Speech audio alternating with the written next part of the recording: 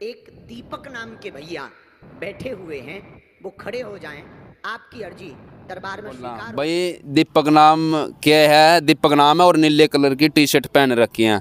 तो मैं लगा यही पहन रखी थी मैंने उधर। हाँ सेम यही थी। कान नहीं लगाऊं फेस की तरफ, चेहरे की तरफ, तो उसका जैसे सूर्य का प्रकाश नहीं चमकता ऐसे तेजस्वी था, बाल, आंखें और मतलब कि चेहरा, फेस। तो मेरी इतनी हिम्मत नहीं थी बाबा के आंखों से आंखें मिला के मैं बात कर। आप अपने पिताजी का नाम बताओ। बाबा जी ने तो लिख लिया था। हाँ, मेरे सामने पहले लिख लिया था सारा कुछ, पर्चे में मेरे पिताजी का नाम भी लिख लिया था। बोले मखा जी श्री राम कुमार सैनी। बोला देखो, फिर मेरे को उम्मीद नहीं थी। एक माइंड में तो मेरा ये आता था भाई इतने बड़े बड़े वीआईपी आदमी हैं, मंत्री लोग, तो मतलब कि तेरी क्या औकात है जो तेरी बात कर लेंगे बाबा और वो खोल देंगे। नमस्कार दोस्तों, आप सभी का स्वागत है एक और नई वीडियो के साथ। आज हम लोग पहुंचे पानीपत में। जी हाँ, आपको साइड में भाई दिख रहे होंगे, ये वही दीपक है जिनका महाराज जी ने पानीपत में आने के बाद पर्चा निकाला, और ऐसा पर्चा जिसमें खोल दिए सारे राज। आज हम इन भाई के पास पहुंचे हैं, हमने इनका कॉन्टैक्ट नंबर निकाला, इनसे बातें की, इनके पास आज पहुंचे हैं। इनकी माताजी बैठी हुई है, इनके पिताजी बैठे हुए हैं। आज आपको हम बताएंगे कि आखिरकार कुछ चीज़ें फिक्स होती है या सचमुच में पर्चे निकलते हैं। सबसे पहले तो दीपक भाई आपको नमस्कार। नमस्कार। अच्छा, ये आपकी मम्मी जी है? हाँ जी, ये मेरी माता जी है और ये पापा जी है मेरे। अच्छा, क्या नाम आपका? राम कुमार सैनी। अच्छा, आपका नाम क्या है जी? बबली जी। अच्छा, मायूस से बैठे हो, क्या बात, खुशी नहीं है क्या? ना खुशी है। अच्छा, अभी आपसे बातें करेंगे थोड़ा। अच्छा दीपक भाई, हमने आपकी वीडियो देखी। हाँ जी। आपका पर्चा निकला। हाँ जी। तो आप ये बताइए शुरुआत से हुआ क्या था, आप कैसे धाम से जुड़े, आप पहले से बालाजी को मानते हो नहीं मानते? हाँ जी, देखो जी, सबसे पहली बात तो यह है बागेश्वर धाम को मेरे को पता नहीं था बागेश्वर धाम का। ठीक है। और ना ही मैं मतलब कि पहले मानता था बागेश्वर, मेरे को ये नहीं पता बागेश्वर धाम में बालाजी का मंदिर है या नहीं है। अच्छा, बिल्कुल नहीं पता था। हाँ, बस एक धीरेन्द्र शास्त्री जी का पता था। तो ये भी नहीं पता था भाई धीरेन्द्र शास्त्री जी बालाजी के भगत है, हनुमान जी के। तो जैसे हनुमान जी की पूजा तो मेरे घर में जैसे शुरू से ही दादा परदादा करते आए हैं, शुरू से ही, पहले से ही हमारे घर में करते हम भी। मेरे पापा भी 2.5-3 साल व्रत भी रखे मंगलवार के, 2.5-3 साल कंटिन्यू लगातार। तो जैसे कि मैं तो बस कोई वो नहीं था, मतलब कि जैसे वहाँ 17, 18, 19 3 दिन वहाँ कथा चली 13-17 सेक्टर में बाबा की, महाराज जी की। जैसे कि मैं अपने घर से चल पड़ता था भाई कथा सुनने के लिए। जिस दिन आप गए उस दिन की बताओ कैसे क्या हुआ? उस दिन जैसे मैं जी कंपनी में था, ड्यूटी पे था अपना काम पे। तो जैसे कि तान्या में काम करता हूँ मैं, देवगिरी एक्सपोर्ट वालों की है फर्म 25 सेक्टर में। मैं घर आया जैसे कि मॉर्निंग शिफ्ट में था 6 से 2। तो घर आ गए, मैंने जैसे गर्मी ज़्यादा थी उस दिन, मैं घर आ गए, पानी पूनी पिया, रोटी का खाना खुना खाया, खाना खा के सो गया आराम से। सोने के बाद फिर मैं उठा जी शाम को 5:30 बजे। 5:30 बजे उठ के फिर मैं नहाया धोया, नहा धो कर फ्रेश हो गए अच्छी तरह। तो घर के अंदर एक कमरा हमारा अलग से है पूजा पाठ का मंदिर, तो उसमें मैंने मत्था रखा। मत्था रखने के बाद फिर मैं कहा चलो अब चलता हूँ वहाँ पे कथा सुनने के लिए। क्या पता मेरी किस्मत में होगा तो मिल जाएंगे भाई फेस टू फेस बात। अगर पर्चा नहीं खुला, लग रहा था कि उम्मीद की हाँ ऐसा हो सकता है? भाई उम्मीद नहीं थी, एक माइंड में तो मेरा ये आता था भाई इतने बड़े बड़े वीआईपी आदमी हैं, मंत्री लोग, तो मतलब कि तेरी क्या औकात है जो तेरी बात कर लेंगे बाबा और वो खोल देंगे। हाँ। तो मैं कहा चल देखी जाओगे, अगर नहीं बात बनी तो अगर जैसे बाबा जी चलेंगे उतर के, क्या पता उस टाइम मिल लूँ मैं, क्या पता अगर थोड़ा सा झलक सी भी दिख गई तो चलो भाई। फिर क्या हुआ उसके बाद? तो फिर मगर चलो कोई बात नहीं चलते हैं। मैं यहाँ से 6 बजे पैदल चल पड़ा। मैं फिर जैसे कि पैदल ही गया 13-17 सेक्टर तक, आधे घंटे में पहुँच गया। 6:30 बजे तक मैं पहुँच गया वहाँ पे फिर जैसे कि मैं पहले तो कुल्फ़ी खाई आइसक्रीम। मैं घर से 20-30 रुपये लेकर चला था, बस ज़्यादा ही नहीं। 10 रुपये की मैंने आइसक्रीम खाई। भीड़ को देख कर मैं कहा यार ये तो वहाँ बैठना भी वो नहीं है, कौन जान देगा, इतनी भीड़, ज़्यादा भीड़ है, पुलिस वाले बाउंसर जान नहीं दे रहे किसी को भी। फिर जैसे कि मैंने वहाँ पे आइसक्रीम ली 10 रुपये की, वो खा ली। खाने के बाद मैं चल अब देखता हूँ बैठने का सिस्टम बनेगा या नहीं बनेगा। फिर मेरा सिस्टम नहीं बना वहाँ पे, क्योंकि जिनके पास थे ना वीआईपी आदमी आ रहे हुए थे, जिसके एसपी अप्रोच वाले थे। संडे का दिन था ना? हाँ, संडे का दिन था। एक तो संडे का दिन था, दूसरी बात उस दिन पर्चा खुलना था। तो इस कारण बहुत ज़्यादा भीड़ थी। कम से कम मेरे हिसाब से ऐसे 2 लाख के करीब पब्लिक थी। तो जैसे कि मैं वहाँ पे गया और फिर मेरे सामने उस लेडीज़ को जाने नहीं दिया, एक भैया थे, अच्छा। कार में आए थे, गाड़ी अच्छे बड़े घर के थे, उनकी मम्मी थी। पुलिस वालों ने, बाउंसर ने उसको अंदर जाने नहीं दिया, उसमें जिसमें कि पास था, उसके पास तो वीआईपी, क्योंकि हाउसफुल हो रहा, बोला हमको अलाउड नहीं है वहाँ पे, हाउसफुल हो रहा, बताओ क्या इतनी आप भीड़ कैसे में। पहुंचे अंदर तक? मैं तो जैसे कि देखा वहाँ पे, मैं भाई देखता हूँ सिस्टम बनाऊंगा, अब तो देसी आदमी है, हाँ। कहीं होता भी छलांग मार जाए। हाँ। तो वहाँ एक रेलिंग थी, जैसे रेलिंग लगा रखी थी लोहे की, बंदर बन गए। हाँ मैंने पहले तो कैमरे देखे हैं, हाँ। मैं यार कैमरे भी चल रहे हैं, कभी कोई आ जाए पुलिस वाला पकड़ कर ले जाए। हाँ। तो फिर जैसे कि मैंने इधर उधर देखा, बाउंसर पुलिस वाला कोई नहीं देख रहा, मैं जैसे कि छलांग मारी घुस ग्रिल पे कूद का, हाँ। पुलिस साइड कूद कर मैं आराम से बैठ गया वहाँ, जैसे अगले दिन बैठा था ना 17 तारीख को, ऐसे ही बैठ गया मैं जाके उसी जगह पे? हाँ उसी जगह पे, बिल्कुल उसी जगह पे। तो फिर रात को 9:40 में बाबा जी ने, महाराज जी ने नाम बोला, भाई दीपक नाम के भैया बैठे हुए पंडाल नंबर ग्रुप डी में। हाँ। तो मैं कहा भाई पता नहीं कितने हैं दीपक नाम के, तो मगा तू बैठा रहो। तो फिर उसने, बाबा ने बोला दोबारा, फिर बोला भाई दीपक नाम क्या है, दीपक नाम है और नीले कलर की टी शर्ट पहन रखी है। तो मैं लगा यही पहन रखी थी मैंने उधर, हाँ सेम यही थी, यह टी शर्ट। हाँ तो मगा भाई नीली टी शर्ट तू पहन रहा है, मगर तो खड़ा होना पड़ेगा। फिर मैं खड़ा होगा, बाबा को ऐसा हाथ कर दिया मैंने, अगर मैं होगा तो बाबा बुला लेगा, अगर नहीं होगा तो मैं बैठ जाऊंगा, बेइज्जती तो होने दे। तो फिर बाबा मैं ऐसे कराना मैंने उठ के, तो बाबा बोला हाँ आ जाओ। फिर 4 पुलिस वाले आए, 2 बाउंसर आए, वे मेरे को ले गए वहाँ से, बोला चलो। तो मैं जैसे गया वहाँ, देखता रहा पब्लिक में इतनी, मैं थोड़ा डर सी गया, ब्लैस होगा।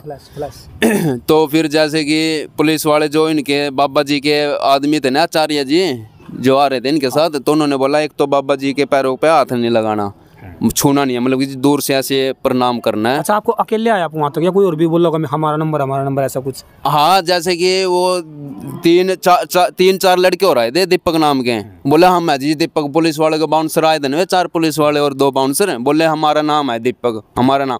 वो बोला पुलिस वाला तुम पीछे हो जाओ। मैंने कहा ये नीले कलर की टी शर्ट पहन रखी है ना, ये है। टाइट सिक्योरिटी थी बहुत ज़्यादा। हाँ तो वो फिर मेरे को ले गया, हाथ पकड़ गया, बोला तू आ अंदर। फिर मैं चला गया, तो कुछ मैं डर रहा था क्या बोलना क्या नहीं, वो ब्लैस हो रहा था, मैं कहा क्या बातें करूं मैं, मतलब कि डर सी रहा था, पता नहीं क्या बोल दे, क्या बोल पट्टी खोल दे, बंदा डरी जावे। तो जैसे कि फिर वहाँ शास्त्री जी थे, उन्हें बोला भाई बेल्ट पर्स मोबाइल कुछ, मगर जी मेरे पास सिर्फ मोबाइल है, ना पर्स है ना बेल्ट है। बोला ठीक है मोबाइल यहाँ उतार, यहाँ जब जाओगे ना बाबा जी के पास मोबाइल यहाँ रख दियो नीचे, मगर ठीक है जी। तो फिर जैसे मेरे को बुलाया, मैं गया, मोबाइल वहीं रख के चला गया, बोला बाबा जी ये ले लो उठा लो। मैं जैसे मंच पर चढ़ा ना ऊपर, ऐसे देखा जहाँ तक मेरी नज़र गई पब्लिक ही पब्लिक, सिर दिखाई, मतलब कि कम से कम सिर दिखाई दिए, मतलब कि ऐसे, मतलब कि 2 लाख पब्लिक थी। अच्छा 2 लाख। तो चलो कोई बात नहीं, मैं डर सी गया, ब्लैस होगा। और बाबा जी के कान नहीं लगाऊँ फेस की तरफ, चेहरे की तरफ, तो उसका जैसे सूर्य का प्रकाश नहीं चमकता, ऐसे तेजस्वी था, बाल आँखें और मतलब कि चेहरा फेस। तो मेरी इतनी हिम्मत नहीं थी बाबा के आँखों से आँखें मिला के मैं बात कर लूँ। तो फिर मैं नीचे ऐसे बैठ कर आराम से नीचा, ना मैं उस साइड लिखाया पब्लिक की साइड ना बाबा की साइड। फिर वो महाराज जी बोलो माइक ले लो, इधर ही कहीं होगा। और मैंने माइक ले लिया, बोलो बताओ क्या है, मतलब कि मैं कैसे अपने आप को टेस्ट करूं। बाबा जी बोले महाराज कि भाई दीपक नाम के और भी हो सकते हैं अनेक लोग, और नीले कलर की टी शर्ट दीपक नाम के और भी पहन रखे हो गए 3-4। बोला हम कैसे टेस्ट करें आपको, मगर जी पता नहीं। बोला अच्छा एक काम करो, बाबा जी बोले आप अपने पिताजी का नाम बताओ। बाबा जी ने तो लिख लिया था, हाँ, मेरे सामने पहले लिख लिया था सारा कुछ, पर्चे में मेरे पिताजी का नाम भी लिख लिया था। बोले मगा जी श्री राम कुमार सैनी। बोला देखो, फिर मेरे को दिखाई ये है। अच्छा पिताजी साथ में थे उस दिन आपके वहाँ? नहीं कोई नहीं था, ठीक है। घर थे सब, सिर्फ मैं ही था अकेला। मम्मी गई थी घर के, ये पहले आ गए थे, ये पहले ही घर आ गए थे, 6 बजे के करीब घर आ लिए थे। फिर इनके आने के बाद मैं गया था। तो फिर जी जैसे कि उसके बाद फिर जैसे कि बाबा जी ने जो पर्चे में लिख रखा था ना, वो बिल्कुल सच था, 101% सच। देखिए बहुत सारी पब्लिक का जवाब रहता है, क्वेश्चन रहता है, हाँ जी, कि ऐसा हो कैसे सकता है। तो कुछ चीजें बोल रहे कि भाई फिक्सिंग भी होता है, पहले बात करते हैं, तो ऐसा कुछ हुआ आपके साथ? बिल्कुल कुछ नहीं। देखो जी दुनिया है, हाँ if किसी का मुंह तो पकड़ नहीं जाता। उस दिन मेरे अगले दिन मेरे यार दोस्त पता नहीं कितनी पब्लिक ने, कॉलोनी वालों ने, गली वालों ने, मोहल्ले वालों ने ये भी बोला तूने पीछे दिए, कोई कहा 2 लाख दिए होगे, कोई कहा अरे ये देखो यार मैं 2 लाख दे दूंगा। 30 रुपए लेके भाई गए थे, 30 रुपए ले थे, 10 रुपए की कुल्फी खा ली थी, मेरे पास सिर्फ 20 रुपए बचे थे। अच्छा सच्चे में मतलब ये है कि देखो भाई ये भाई बोल रहा है पानीपत का है लेकिन सच्चाई बोल रहा है भाई।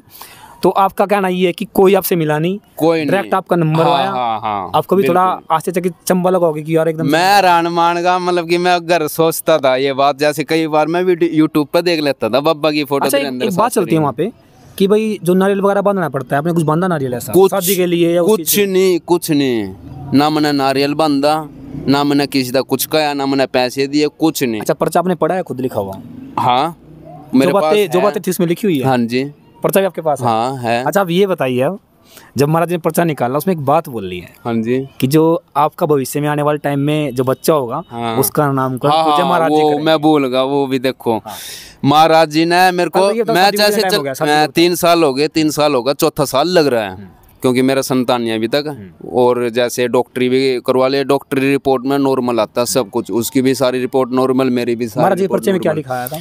महाराज के पर्चे में वही आया था भाई, मसान, एक तो मसान का कोई समस्या, कोई उत्तो का मसान, हाँ, और एक पितर दोष, और एक मतलब उसके कारण ही मेरा थोड़ी पेट में दिक्कत हो जाती है, मतलब कि पेट में कभी कभी ज़्यादा दिक्कत बन जाती है, बहुत ज़्यादा दिक्कत वो मेरा बनती है। कभी गोला सा उठ जाता है दर्द का, एकदम मरोड़ा सा उठ जाए, जैसे मरोड़ा दोस्त ऐसे गोला सा उठ जाए। अरे अपना आप क्या बोले जब आप वापिस चलने लगे, क्योंकि हमने वीडियो देखी थी। महाराज ने वापिस बुलाया मेरे को, बोला मैं तो चल दिया ले गए, मैं तो सोच रहा था किसी तरह यहाँ तक चलूँ, मैं डर रहा था। अच्छा। मैं कुछ और ना बोल दें, फिर महाराज जी बोले कोई भेद खोल दे। हाँ मतलब कुछ भी यार XYZ, कोई घर का या कुछ और भी, कुछ भी XYZ बोल देंगे बिल्कुल। हाँ क्योंकि वो तो सारी देख ले, घर में भी नू देख ले, तो इस टाइम घर में वो कौन क्या कर रहा तेरा सदस्य नू भी बता दें।